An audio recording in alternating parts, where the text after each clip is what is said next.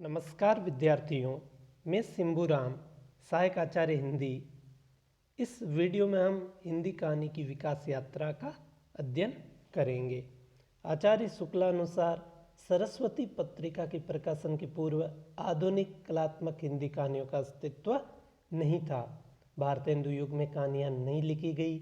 सरस्वती पत्रिका के प्रकाशन के साथ ही हिंदी कहानी का जन्म हुआ। सरस्वती पत्रिका का प्रकाशन 1900 ईस्वी में हुआ था। हिंदी कहानी के विकास का अध्ययन हम मुंशी प्रेमचंद को केंद्र मानकर निम्न अनुसार कर सकते हैं। प्रेमचंद पूर्व हिंदी कहानियाँ, प्रेमचंद युगीन कहानियाँ और प्रेमचंदोत्तर कहानियाँ तथा नई कहानी। पहला, प्रेमचंद पूर्व कहानी। हिंदी में सर्वप्रथम कहानी लाने का श्रेय सरस्वती मासिक पत्रिका को है। इसमें सबसे पहले किशोरीलाल गोस्वामी की इंदुमती नामक कहानी प्रकाशित हुई। ध्यान दें, प्रश्न पूछा भी जाता है, किशोरीलाल गोस्वामी की इंदुमती कहानी कब प्रकाशित हुई? 1900 ईस्वी में प्रकाशित हुई। किस पत्रिका में प्रकाशित हुई? सरस्वती पत्रिका में प्रकाशित हुई। आचार्य रामचंद्र शुक्ल के अनुसार इंदुमती ही हिंदी की प्रथम मौलिक कहानी है, या ऐसा कहें कि आचार्य रामचंद्र शुक्ल ने इंदुमती को ही हिंदी की प्रथम मौलिक कहानी माना है। शिवदान सिंह चौहान के अनुसार यह कहानी शेक्सपियर के नाटक टेम्पेस्ट के आधार पर लिखी गई है। 1902 ईस्वी में भगवान दीन की प्लेग की चुड़ैल नामक कहानी सरस्वती पत्रिका में प्रकाशित हुई। आचार्य रामचंद्र शुक्ल की 11 वर्ष का समय नामक कहानी सन 1903 ईस्वी में सरस्वती पत्रिका में प्रकाशित हुई। बंग महिला, जिनका मूल नाम श्रीमती राजेंद्र बाला घोष था, इनकी दुलाई वाली कहानी 1907 ईस्वी में सरस्वती पत्रिका में प्रकाशित हुई। वृंदावन लाल वर्मा की राखीबंद भाई नामक ऐतिहासिक कहानी 1909 ईस्वी में प्रकाशित हुई और इससे ही ऐतिहासिक कहानियों की परंपरा का जन्म हुआ। इंदु नामक पत्रिका का प्रकाशन जयशंकर प्रसाद ने किया, जिससे हिंदी कहानी में एक स्वस्थ विकास में महत्वपूर्ण योगदान दिया।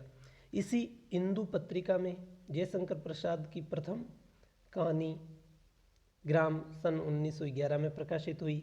हास्य रस की कहानियाँ लिखने वाले जीपी श्रीवास्तव की कहानियाँ भी इसी में प्रकाशित हुई। हिंदी कहानी में भाग्य प्रसाद के इस क्षेत्र में पदार्पण करते ही चमक उठा। इंदु नामक पत्रिका में अपनी ग्राम कहानी छपवाई।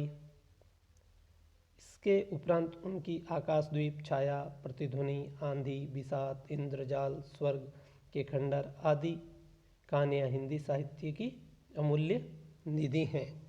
इनके 5 कहानी संग्रह हैं: छाया, प्रतिध्वनि, आकाशद्वीप, आंधी और इंद्रजाल। दूसरा, प्रेमचंद युग। मुंशी प्रेमचंद आरंभ में उर्दू में कहानियाँ लिखते थे, जिनमें राष्ट्रीय भावना का उन्मेष रहता था। प्रेमचंद उर्दू से हिंदी में आए। उनकी भाषा बोलचाल की मुहावरेदार, चुस्त और सजीव भाषा थी। प्रेमचंद ग्रामीण जीवन से अधिक संबद्ध थे, अतः उनकी अधिकतर कहानियों का विषय ग्राम की जिंदगी से ही संबंधित था। उर्दू में लिखा प्रेमचंद का पहला कहानी संग्रह सोजे वतन, जो 1907 ईस्वी में प्रकाशित हुआ, स्वतंत्रता की भावना से ओतप्रोत होने के कारण इसे अंग्रेज सरकार ने जब्त कर लिया था। प्रेमचंद की लगभग 300 कहानियाँ मानसरोवर के 8 खंडों में संकलित हैं।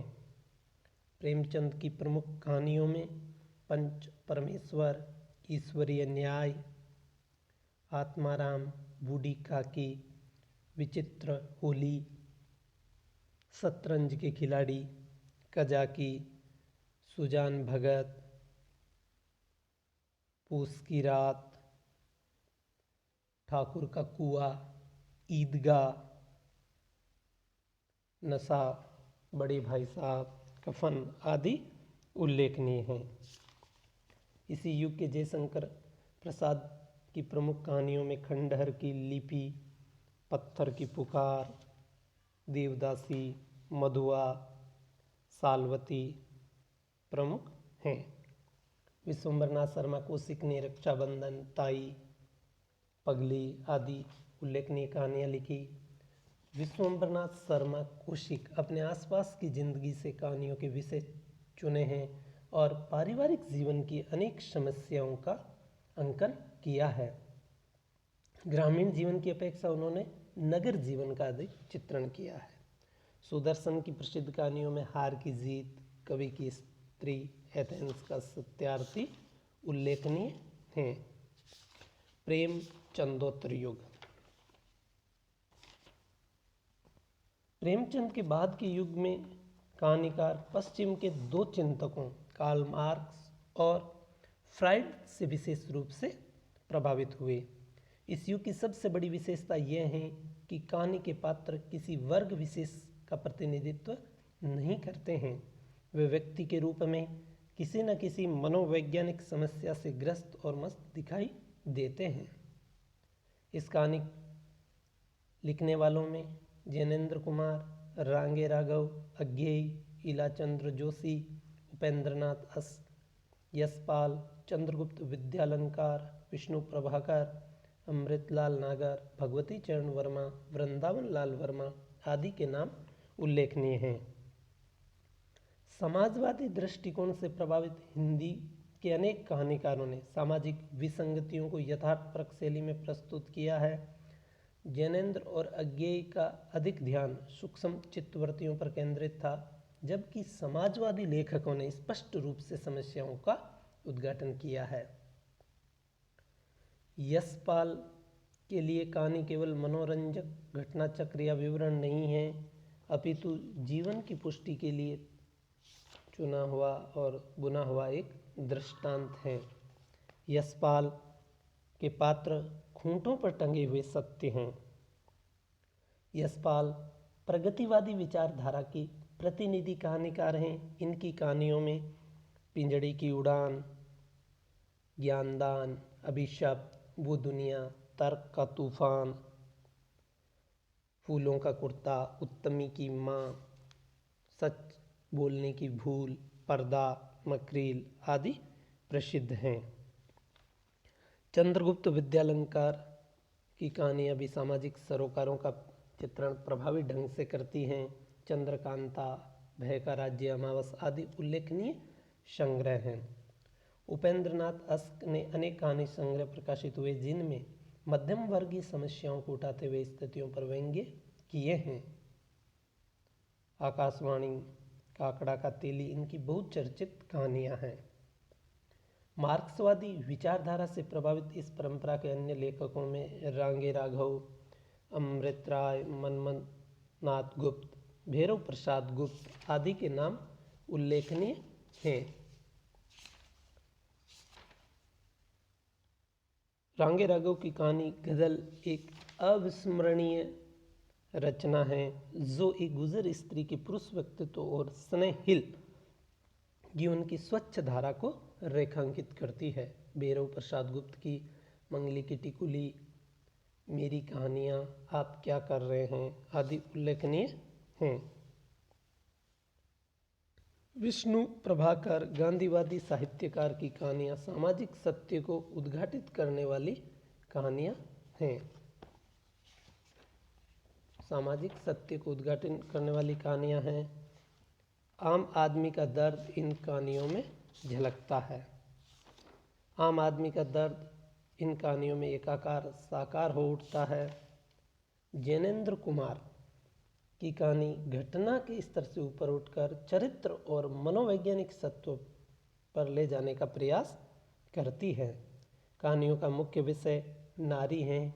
जैनेन्द्र कुमार की प्रमुख कहानियों में हत्या, खेल, अपना अपना भाग्य, नीलम देश की राजकन्या, ध्रुव यात्रा, पाजेब, एक दिन, पानवाला आदि प्रसिद्ध हैं। सुभद्रा कुमारी चौहान की कहानियाँ भी प्रसिद्ध हैं। इनके कहानी संग्रह बिखरे मोती, उन्मादिनी उल्लेखनीय हैं। नारी की समस्याएं और भारतीय संदर्भ इनकी कहानियों में एकाएक मुखरित हो उठते हैं। पापी पेट कहानी काफ़ी चर्चित कहानी है। शिवरानी देवी की कहानियाँ भी कौमुदी में संकलित हैं, जो उनके पति प्रेमचंद की परंपरा का अनुसरण करती है। नई कहानी। स्वतंत्रता के बाद हिंदी कहानी को एक नए भारतीय परिवेश को प्रकट करने का सशक्त माध्यम बनाया गया और उनकी भाषा शैली में भी विविधता आई।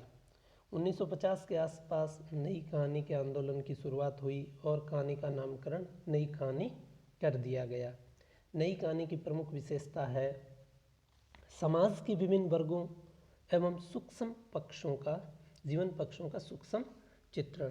कहानी का प्रचलित परंपराओं का विरोध कर नया सामाजिक यथार्थ और शिल्पगत नयापन इसमें देखा जाता है। सामाजिक संबंधों में अलगाव और बिखराव और व्यक्ति की विभिन्न मन स्थितियों का चित्रण अनेक कहानियों में मिलता है। 60 के बाद की कहानियों का एक वर्ग आंचलिक कहानी के नाम से भी सामने आया। यह नामकरण उन कहानियों के लिए सार्थक हुआ जिनमें क्षेत्र या अंचल विशेष की आधारभूत समस्याओं को स्थानीय भाषा भेद के साथ चित्रित किया गया।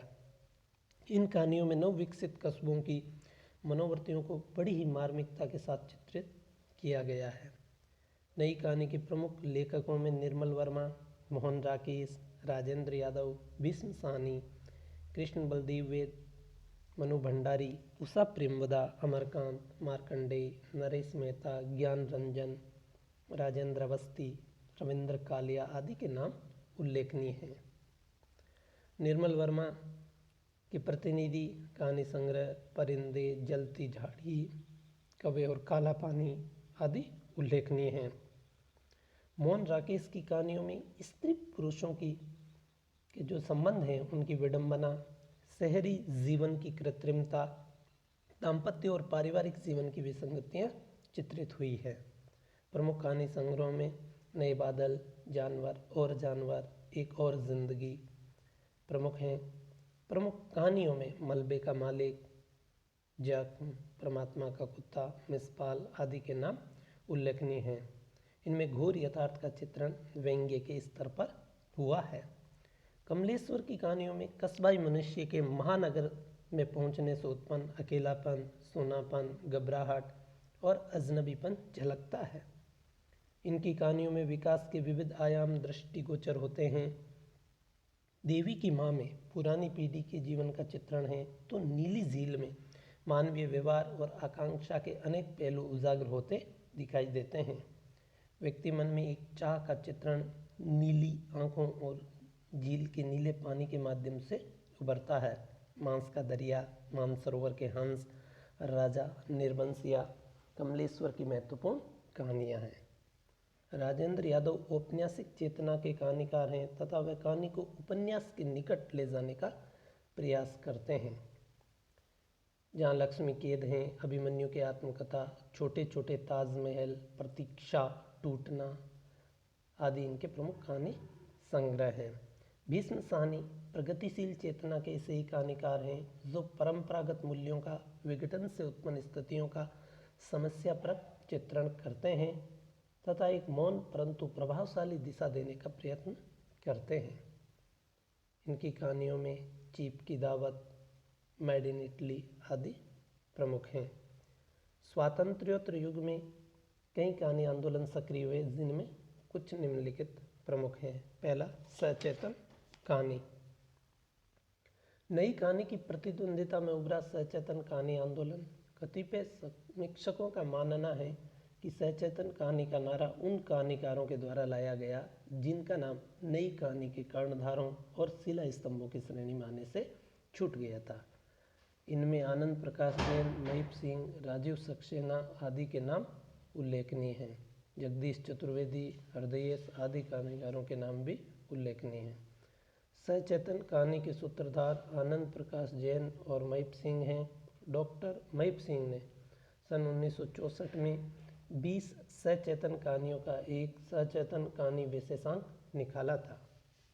डॉक्टर महिप सिंह ने सचेतन कहानी को परिभाषित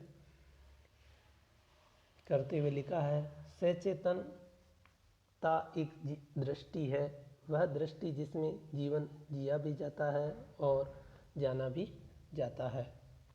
अपने संक्रांति काल में चाहे हम अपना जीवन अच्छा लगे या बुरा लगे, परंतु जीवन में हमारी संप्रति टूटती नहीं। मनुष्य की प्रकृति जीवन से भागने की नहीं रही है, जीवन की ओर भागना ही उनकी नियति है, और जब जीना ही उसकी नियति है तो वह कैसे जिए।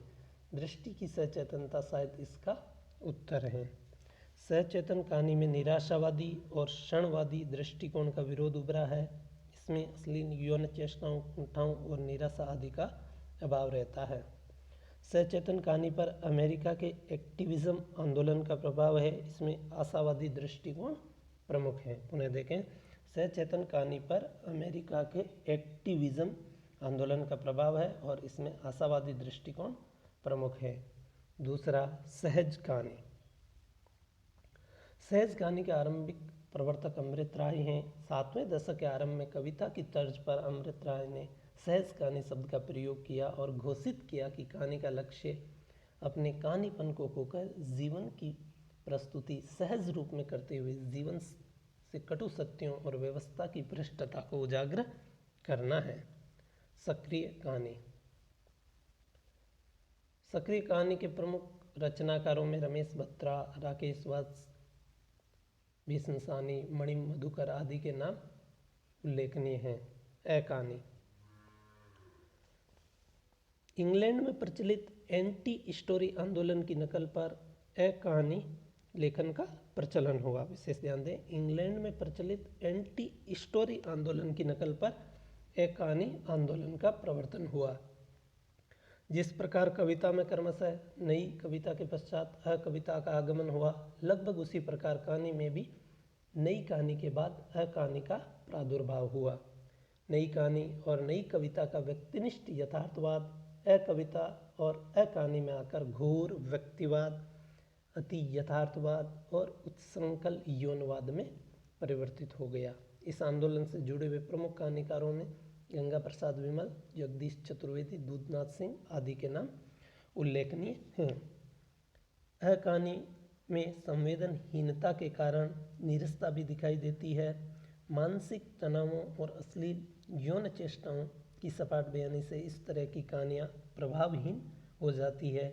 ये मूड या क्षण की कहानी है। समानांतर कहानी।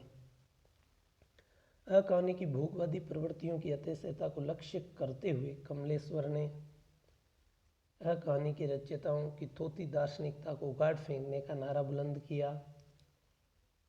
समानांतर का विचार बीज 1971 में बोया गया था, किंतु 1974 तक पहुँचते पहुँचते कमलेश्वर ने उसे सारिका नामक पत्रिका के माध्यम से प्रचारित समय किया। कामता प्रसाद, मधुकर सिंह, निरुपमा सौती, मृदुला गर्ग आदि इसकी प्रमुख कहानीकार हैं। आंचलिक कहानी। अनेक प्रकार के कहानी आंदोलनों के समांतर आंचलिक कहानी भी अपनी चाल और मस्ती में बराबर गतिशील हैं। डॉक्टर शिव प्रसाद सिंह ने आंचलिक कहानी को इस प्रकार से स्पष्ट किया है। आंचलिक वह ही कहानियाँ कही जा सकती है जो किसी जनपद के जीवन, रहन सहन, भाषा, मुहावरे को चित्रित करना ही उनको अपना लक्ष्य माने। आंचलिक तत्व ही उनके साध्य हों। 1950 से आंचलिक कहानी लिखी जाती रही है और यह निरंतर प्रवाहमान रही है। प्रमुख आंचलिक कहानीकारों में फणीश्वर नाथ रेणु, मार्कंडेय, शिव प्रसाद सिंह, मधुकर सिंह आदि के नाम उल्लेखनीय हैं। प्रमुख ग्रामांचल की कहानियों में फणीश्वर नाथ रेणु की तीसरी कसम, ठुमरी, रसप्रिया, लाल पान की बेगम उल्लेखनीय हैं। इसके साथ ही मार्कंडेय की हंसा जाई अकेला, बधी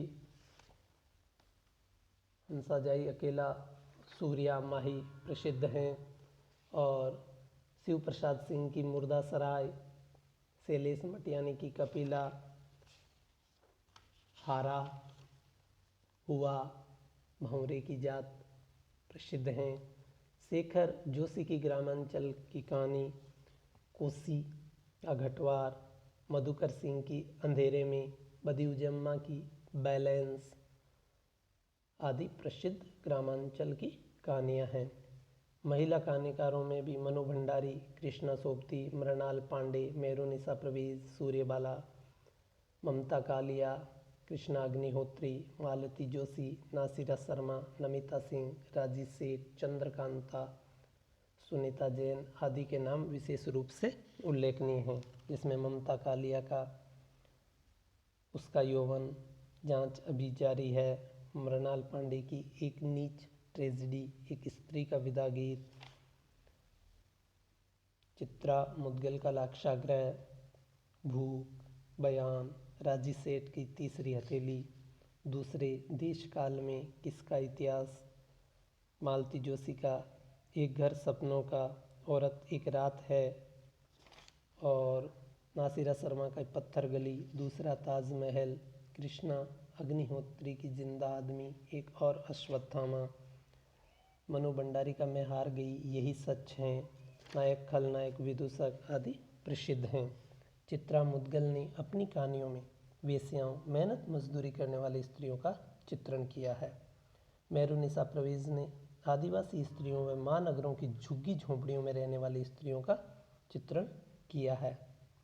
नासिरा शर्मा ने हिंदू, मुसलमान, यहूदी आदि कई धर्मों से संबंध मनुष्यों के जीवन का चित्रण किया है। तो वहीं चंद्रकांता ने कश्मीरी संस्कृति और आतंकवाद के कारण उत्पन्न वहाँ की पीड़ा का मार्मिक चित्रण अपनी कहानियों में किया है। अलका सरावगी ने मारवाड़ी समाज का यथार्थ चित्र उभारा है। इस प्रकार हमने इस वीडियो में कहानी की विकास यात्रा का विस्तार से अध्ययन किया। धन्यवाद।